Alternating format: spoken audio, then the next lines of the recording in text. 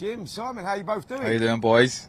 Carl, good to speak to you, my friend. I see Spencer is beside you there, and I think the Eiffel Tower behind you. He's on his tiptoes as well. He's on his tiptoes as well, Carl. If you're watching on YouTube and Facebook, you will see Messrs. Frampton and Spencer Oliver in shot there with Paris. Oh, the beautiful city of Paris behind them both. Spencer, how are you, mate? How are you finding the Olympic Games? Is it to your liking?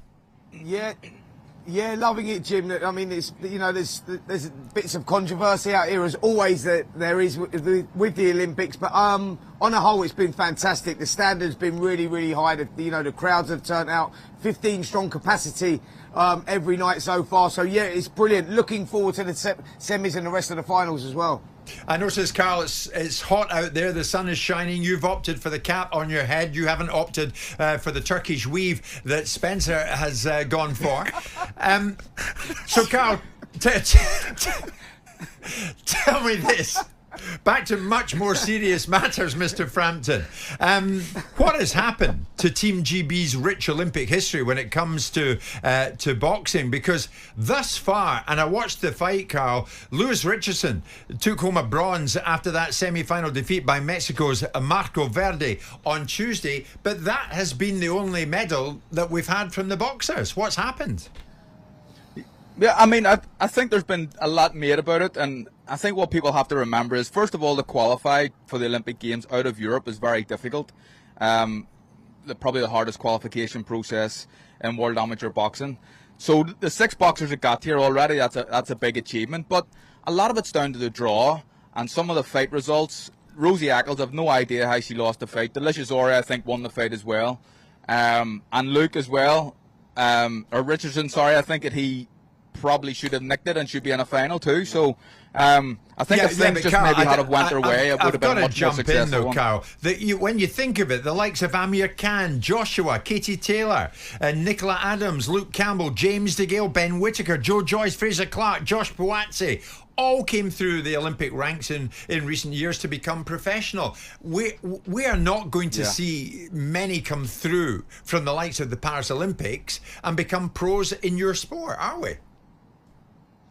Not as many, but there'll be a few, and I think there'll be a few that will be good pros. I think that Delicious Ori, I imagine the promoter's on the phone to him already. I think he's going to be a fantastic pro. Pat Brown, who lost in his first fight, I think he'll be a great pro as well.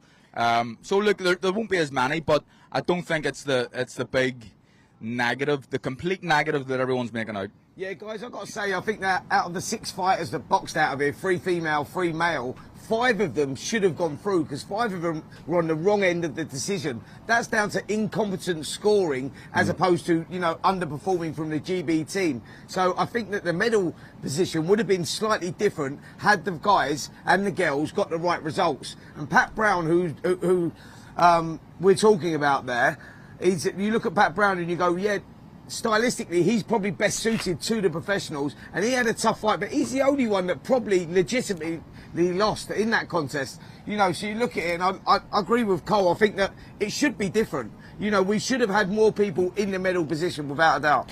Is there a marked difference, Spence? I mean, we look back over the recent Olympics, and we have these marquee successes that Jim just referred to. But if let's go back to even the most recent one in Tokyo, where there were 6 medals and 2 of them are golds. Is there a marked difference in this generation, this incarnation of the Olympic boxing team, as compared to the previous years, and the most recent one being Tokyo? No, I don't think.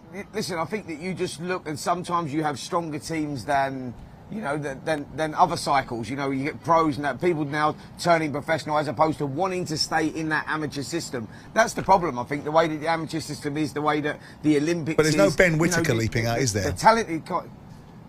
No, but if you look, you know, you go back to Ben Whittaker when he was boxing as an amateur and whatnot, you know, like, he's developed as a professional since then. Like, yeah, he excelled and picked up a silver medal, but well, not there's no Ben Whittaker. Eyes, I wouldn't say there is, but not in his eyes. He threw his silver medal away. Yeah, because he sees the silver medal as second is the first loser, and that's a great attitude to have, because you go that he felt that he underachieved by picking up that silver medal.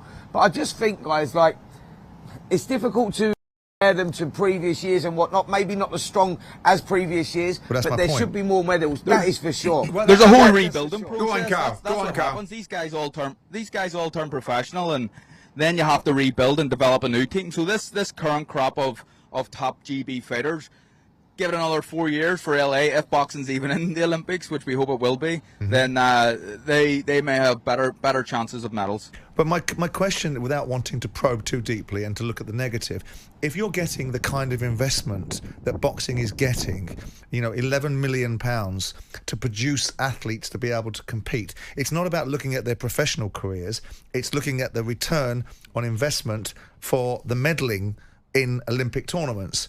So I'm just curious, and I'm digging at it again, Spence, and Carl, you can chip in wherever you want, as to why we are spending this kind of money, meddling at the levels we were meddling at 3 years ago, and not getting anywhere near it. And it can't be just bad decisions, Spence, so don't trot that load of old pony out. It has to be because the athletes aren't good enough. No, Simon, I totally disagree with you, if I'm honest. Totally disagree with you, because I think the only guy that was not expected to medal was Lewis Richardson. He was the only guy that we thought was maybe the weakest out of the 6-strong team. And you look at them, and I'll go back to it, Simon. You look at Charlie Davison, Rosie Eccles. That was a terrible decision. Charlie won the fight. Delicious Ori. Anybody that knows boxing, I go, the only 3 people that didn't think they won were the incompetent judges at ringside. So we might be having a totally different conversation, because with fighters, and Cole will explain this as well, when you're boxing on that international level, when you get that victory, it sort of elevates you, develops you to another level, and I think you just improve as those rounds go on. So they weren't given that opportunity. I know it sounds, Carl. I just think that Carl, I know it sounds like we're. Quid, hang on, Spencer. It sounds like we're fishing here for a kind of tabloid headline, but I know where Simon's going with it, Carl. 1 medal for an £11 million lottery funding investment. I mean, that is not a good enough return, is it?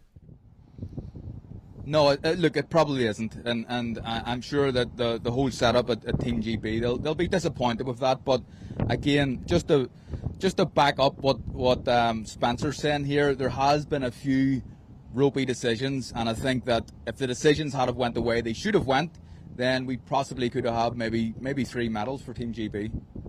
Okay, fair enough. Which isn't bad. Which isn't bad, Carl. Jim White and Simon Jordan. Monday to Friday mornings from 10 on AM, on DAB, via the talkSPORT app and on your smart speaker. talkSPORT.